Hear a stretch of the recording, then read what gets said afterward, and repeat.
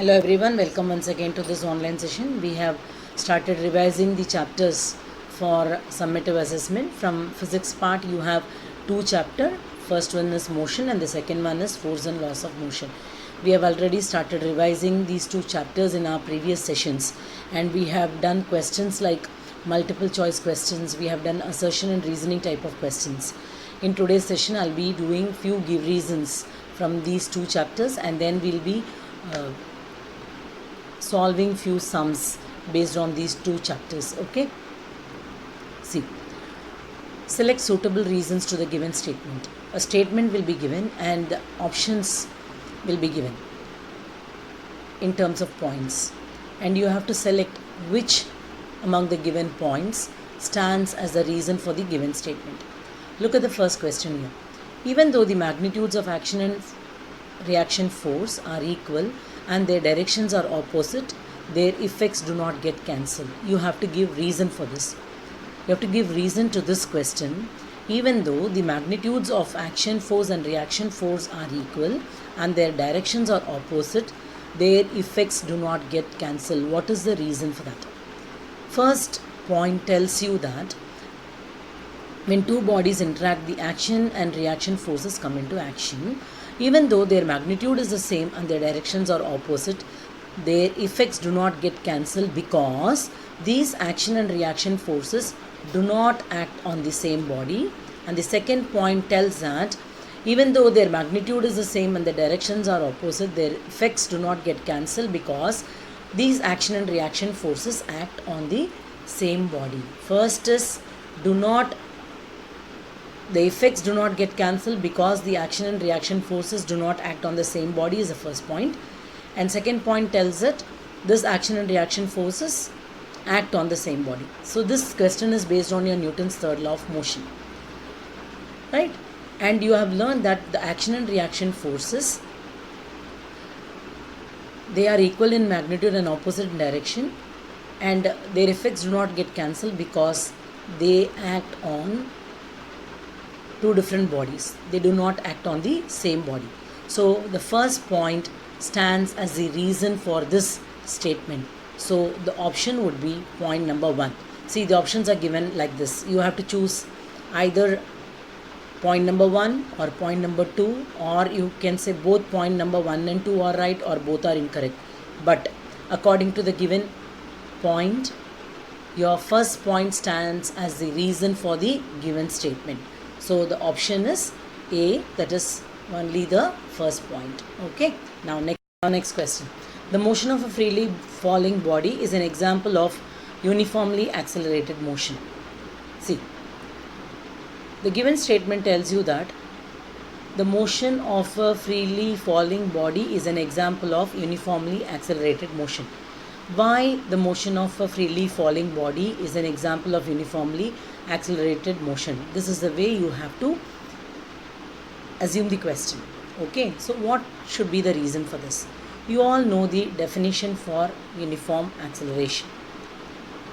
Equal change in velocity in equal interval of time is what is called as uniformly accelerated motion. Okay. See, look at the options given here, and you have to choose the point that stands as the reason for the given statement. The first point tells that a body has uniform acceleration if it travels in a straight line and its velocity increases in unequal amounts in equal interval of time. So this cannot be the reason for the given statement. A body has a uniform acceleration if it travels in a straight line and its velocity increases in equal amounts in equal interval of time. So the second point stands as the answer for the given statement, or it stands as the reason for the given statement. So you have to choose option B, that is only point number 2. Now next question. Motion along a circular path is accelerated, right? You all know what is acceleration. Rate of change of velocity is what is called as your acceleration.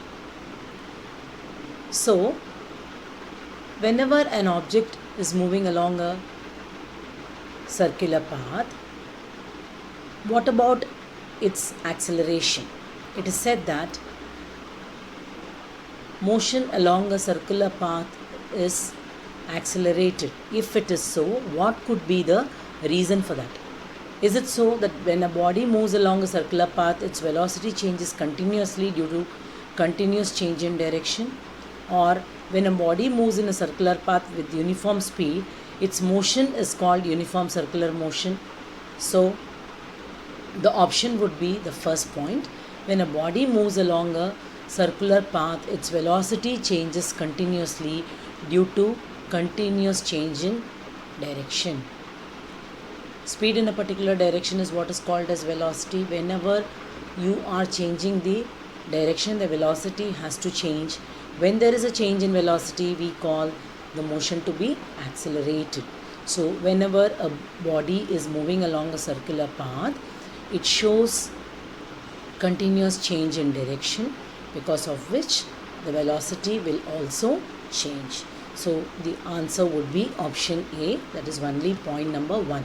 See, when you are answering such type of questions, you have to recall the definitions for the given keyword there.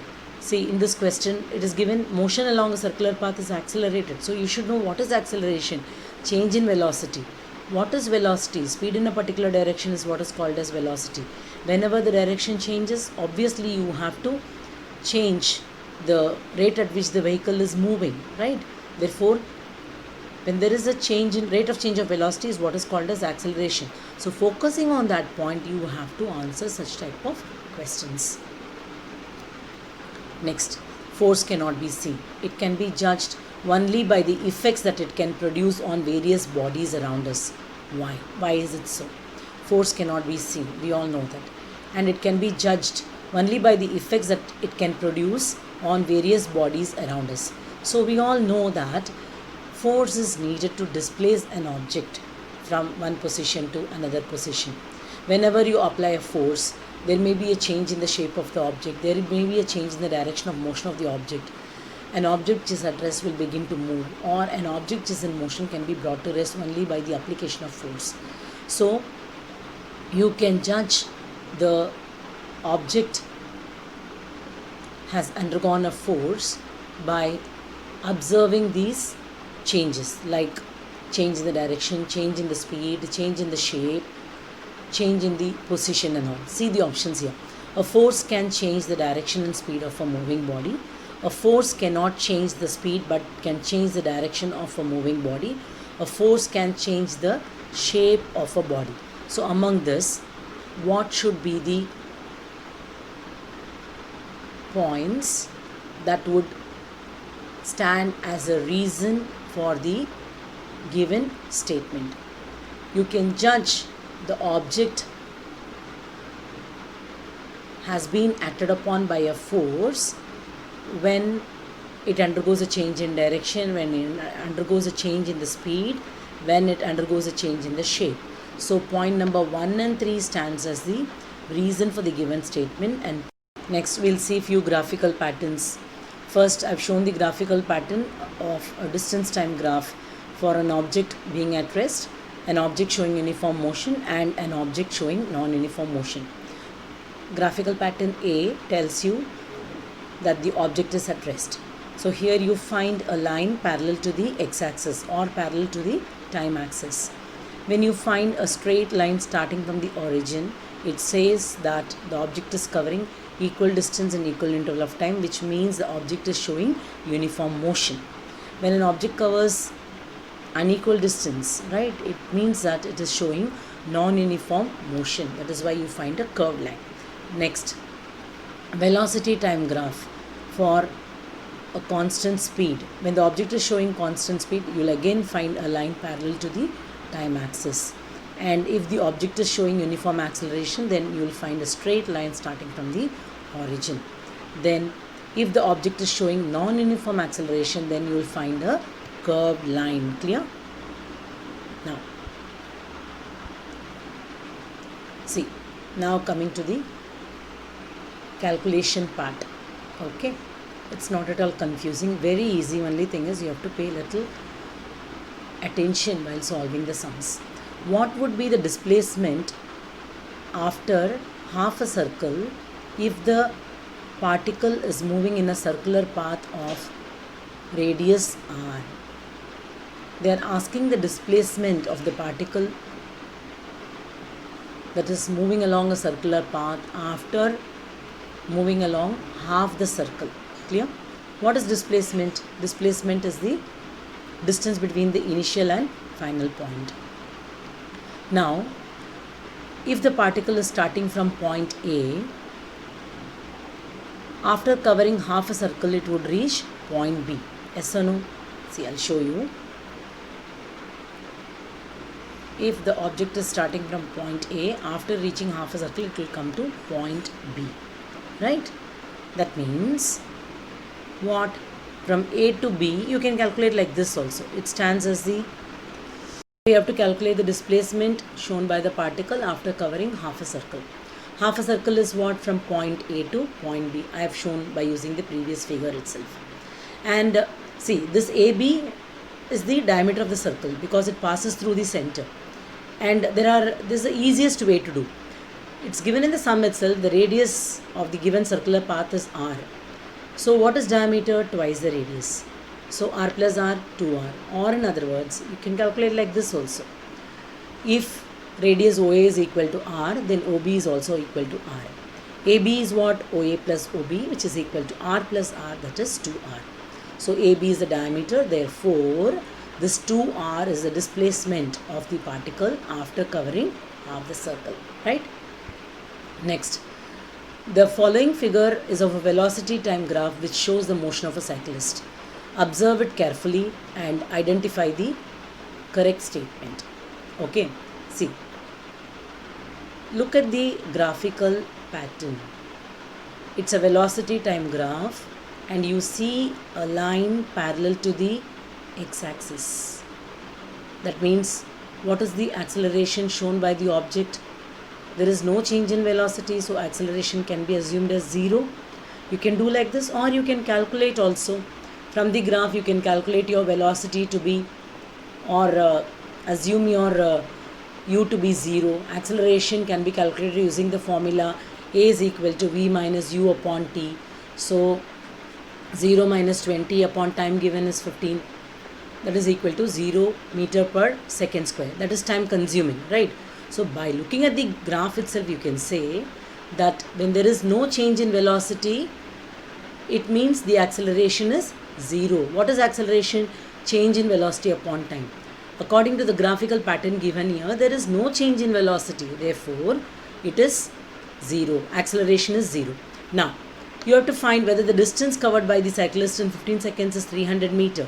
See here. For that, let me take up this formula. S stands for your distance, ut plus half at square, right? This portion is going to be 0 because my acceleration is 0, right? So if I take S is equal to ut, in that case I will take 20 into 15, which is equal to 300 meter. Therefore, distance covered by the cyclist is 300 meter is a correct statement, and acceleration is 0 is also correct. Velocity from the graph we can easily see that it is 20 meter per second. Therefore, the option would be 4, that all the above answers are correct. Clear to you? Understood? See, rather than wasting time, certain things you have to start understanding by looking at the figures given. The figure itself gives the answer to the questions. Okay? Now, next question. See, a body of mass 25 kg has a momentum of 25 kg meter per second. Calculate the velocity. Very simple. See, if suppose this mass is given in terms of grams and your momentum is given in terms of kilogram meter per second, in that case you have to convert the gram to kilogram. Remember that. Now here mass is 25 kg and momentum is 25 kg meter per second. They want you to find the velocity. We know the formula to calculate momentum, P is equal to mv. So we want v. So in that case we'll take v to be P by m. So what's your momentum P? P is 125 divided by 5, which will give you 5 meter per second. Clear? Next question. See, a hammer of mass 500 gram moving at 50 meter per second strikes a nail. The nail stops the hammer in a very short time of 0.01 second. What is the force of the nail on the hammer? They are asking you to calculate the force. Okay. Formula for force, F is equal to ME. Right? Formula for force we know, that is F is equal to ME. And in this case, this F is equal to ME, we have the value of mass as 500 gram. See here, 500 gram is converted to kilogram, because here we have to calculate force. So we want gram to be converted to kilogram. So how will you convert gram to kilogram? Dividing that by 1000. So you get 0.5 kilogram here. Okay. So mass we have 0.5. Acceleration is not there. Acceleration can be calculated using the formula A is equal to V minus U upon T. See here. A is equal to V minus U upon T. So acceleration is calculated by using the formula V minus U by T. In that case, we know the value of T from the question, that is 0.01. V is 0 and U is 50. Okay, so we are getting A as minus 50 by 0.01. Okay, now to divide this minus 50 by 0.01, we have to try removing this decimal point here. For that, we can multiply both numerator and denominator by 100. When you do that, this minus 50 into 100 will become minus 5000. And 0.01 into 100, what will happen? It will become 1, no? Therefore, your acceleration here is minus 5000 meter per second square. Now, with this, we can calculate force, that is F is equal to MA. So, M we have 0.5 into acceleration is minus 5000. So, that will give you minus 2500 kilogram meter per second square, which is nothing but your Newton. Clear to you? Yes. So with this, we are coming to the end of today's session. So my best wishes for your upcoming exam, and I want you all to revise whatever is given in the revision videos, and please pay attention on your notes also. Please read your textbook carefully. In your exam, you may have to type answers to few questions. So apart from this revision, also you have to learn the textbook thoroughly, and you should be able to answer questions which are based on your textbook content. Okay, so with this we are finishing our today's session, and then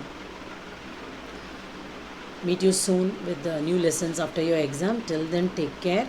Goodbye.